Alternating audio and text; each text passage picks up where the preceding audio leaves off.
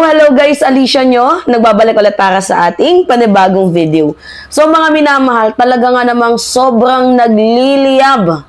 Sobrang init po ng ating spokes ng house na si Attorney Princess Abante.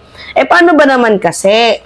To be honest, wala naman talagang ginagawa itong si House Speaker Martin Romualdez dito nga po sa mga DDS. And yet, lagi nilang ini-insist na tatakbo daw si Speaker bilang presidente, kaya nagtatago sa salitang ayuda.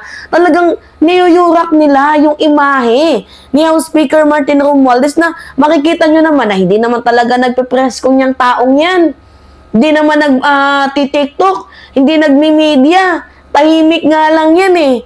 Diba? Tapos magugulat tayo, may mga issue na naman na ipinupukol, may mga paninira na unexpected. Ay, ganito pala. Diba? Mapapatanong na lang kayo, bakit siya sinisiraan? At mapapansin ninyo na maybe, ginagamit lamang siya para magpasikat itong iilang mga politiko. Like, kawawa naman yung tao. Nagtatrabaho ng maayos, tapos binababoy ninyo. So ngayon, itong spokes ng ating house ay nagsalita na nga po at talagang ang init, mga minamahal ng berada. To the point na kung ako yung pinapatamaan, lusaw ako nito. So ngayon, gusto kong pakinggan ninyo. Mas maigi ng tawaging tambaloslos kaysa naman magnanakaw. Tama nga naman, 'di ba, mga minamahal?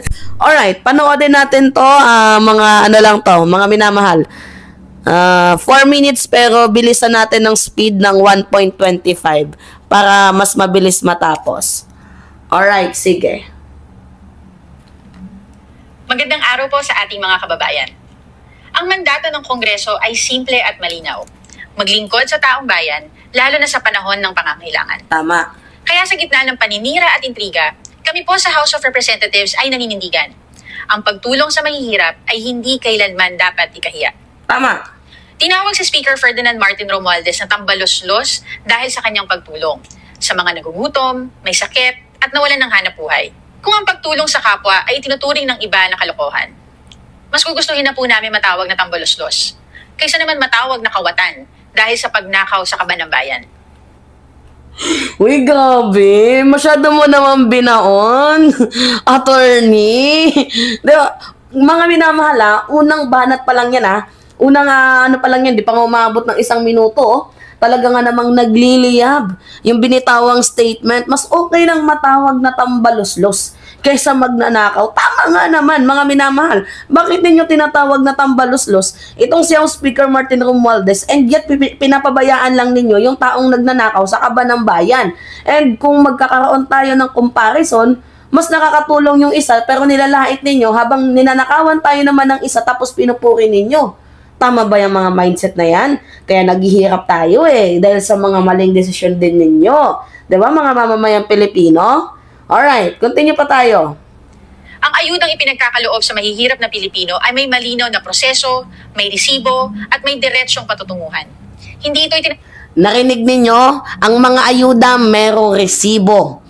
Yan yung mahalaga, public accountability and transparency. Nawala si Vice President Sara Duterte. Nagigets ninyo? Merong ayuda pero kini-question ninyo. Pero meron namang mga ebidensya. May mga records. For the records, ganito yung napuntahan ng pera. 'Di ba? Mas mabuti na yun na mayroong record kesa naman sa wala. Kagaya ng ginagawa ni VP Sara. Alright, continue. Tago, hindi nililihim, at lalong hindi nililipat sa personal na bank account. Tama. Ang ayuda, nakakarating sa tao, hindi sa bulsa ng iilan. Ang tanong na marami, bakit nagagawa ito ngayon pero hindi nagawa noon? Dahil may leader tayong inuuna ang kapakanan ng mahihirap kaysa sa kapritsyo ng politiko. Dahil may speaker tayong tapat, maingat sa pondo at malinaw ang direksyon.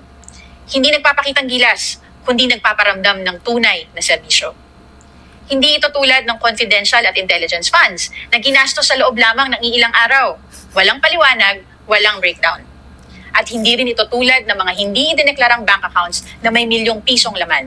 Pera ng bayan pero walang maipakitang pinanggalingan o patutunguhan. Habang ang iba ay abala sa pag-iikot sa abroad, sa media appearances, at tilang maagang kampanya, Si Speaker Romualdez at ang Kamara ay patuloy na nagtatrabaho, naghahain ng batas, nagbabantay ng pondo at nagdadala ng serbisyo sa mga nangangailangan. Malinaw po, wala sa kilos, pananalita o gawain ni Speaker Romualdez ang pagtakbo sa 2028. Hindi siya nagpapakita sa media para magpasikat. Wala siyang press con para magpabango. Hindi rin siya gumagamit ng TikTok or vlogs para magpa-cute. Ang inuuna niya, serbisyo, hindi sariling interes. At higit sa lahat, si Speaker ay kilala sa paggawa ng mga desisyong mahirap at hindi palaging popular. Ganyan ba ang may plano sa 2028? Dahil kung iniisip mo ay eleksyon, hindi mo gugustuhin masaktan ng iba para lang magpatupad ng tama. At ito po ang tanong. Di ba kayo nagtataka kung bakit pilit nilang pinupunterya ang isang taong sinasabi nila hindi naman lumalabas sa survey bilang kandidato sa 2028? Diyan na nga mga minamahal, to be honest, diyan ako nagtataka. Pinupunteriya nila itong si House Speaker. In the first place, 'di ba, sa mga nakikita naman ninyo, pag nagkakaroon ng mga survey firm, laging nandyan si Sara, si Isko Moreno, si Amy, Robin Padilla. Hindi nyo nga nakikita dyan si House Speaker eh. Diba mostly si Sara, si Domagoso, si Robin Padilla, ayan, si Amy Marcos. Yan yung mga pangalang kadalasan lumalabas, mga minamahal. And hindi nyo makikita dyan si House Speaker Martin Romualdez. Pero tinitira nila, for what? Sa aking napapansin, ginagamit nila ang pangalan ni House Speaker Martin Romualdez, para sumikat ang kanilang mga pangalan. Kumbaga naninira sila, nagiging popular sila sa paninira dahil sa paggamit ng mga pangalan na hindi naman dapat ini-involve sa mga isyong ganyan. Kasi wala naman talagang balak si House Speaker na tumakbo. Sila lang yung nag-i-insist niyan. And talagang gamit na gamit ang pangalan ni House Speaker, mga minamahal, para lang magpasikat sila. Tama bang behavior yan, mga ma'am and sir? Alright, continue tayo. Baka naman ginagamit lang nila si Speaker para mambastos, para magpatawa, o para magpakitang tao sa publiko. Tama. Kung may checklist ng pagiging presidentiable, mukhang may ilan pong gustong makaperfecto. Pero si Speaker, wala sa checklist. Nasa trabaho. Tama. Mahalaga ang respeto sa kapwa lingkod bayan. Pero mas mahalaga ang pagrespeto sa katotohanan at sa pera ng taong bayan. Mabigat po ang mga personal na banat. Pero mas mabigat ang mga isyong kinakaharap natin ngayon. Katiwalian, kapabayaan, at maling paggamit ng pondo. Kaya sa mga patuloy na naninira, habang abala kayo sa pagpapatawa at pagpapalusot, kami po ay abala sa trabaho. Tahimik man kami, hindi kami bulag. At hindi kami pipikit sa harap ng katiwalian. Ang sagot po namin, trabaho, hindi drama. Maraming salamat po. Yan yung sagot na inaantay ko, mga minamahal. Yung sagot ni Princess Abante. 'Di ba? Real talk, malala, masakit sa heart.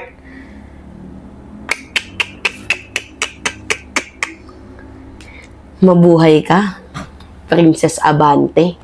Maangas, magaling, very good, very well said. Thank you po sa mensahe nyong yan, na sa pamamagitan ng inyong mensahe, mas naging powerful.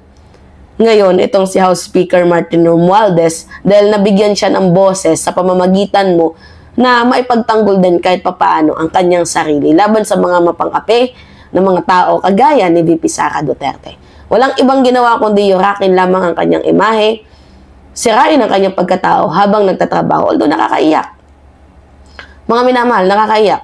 Pero yung punto dito, itong si House Speaker Martin Romualdez ay nagtatrabaho ng maayos para sa mamamayang Pilipino. Hindi puro politika, hindi puro pasikat, hindi puro TikTok, puro banat, puro paninira. Nagtatrabaho, naglilingkod.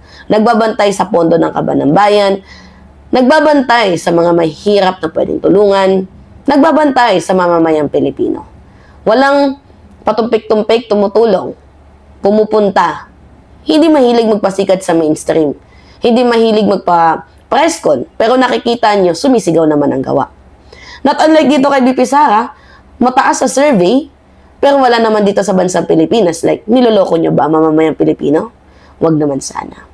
Diba? Tinukhang nyo na nga ang mamamayang Pilipino. Pati ba naman ka ba ng bayan, tutukhangin nyo pa. Alright, mga minamahal, yun po. Anyway, pengi lang po ako ng comments. Yeah, likes and share. And also, mga minamahal, don't forget to click the subscribe and always hit notification bell for more update. Yun lamang po at ingat mga kababayan.